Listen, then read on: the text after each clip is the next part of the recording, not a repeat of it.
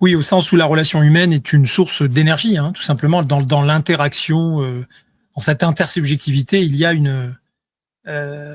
la diffusion d'un stimulant, hein, d'un stimulant qui n'est pas qu'intellectuel, qui est une pulsion de vie. Moi, je suis assez inquiet malgré tout par la pulsion de mort, parce que je pense que il existe un contingent, sociologiquement parlant, quoi. Hein, chaque génération fabrique un contingent de gens qui vont mourir et qui sont débordés par leur propre pulsion de mort. Et j'ai l'impression qu'on vit une époque qui exploite cette pulsion de mort et greffe autour même des pulsions de mort qui sommeillent en chacun de nous, eh bien, un désir mimétique.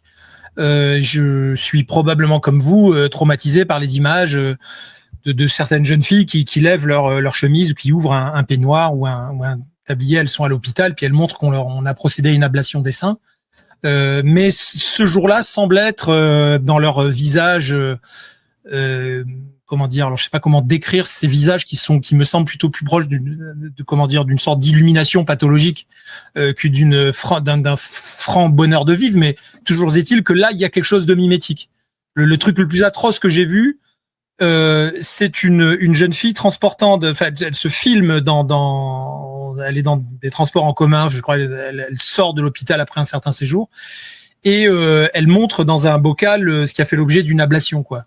Et elle le partage avec sa communauté qui la glorifie. Je veux pas dire ce qu'il y a dans le bocal, rien que d'y penser, ça me rend malade.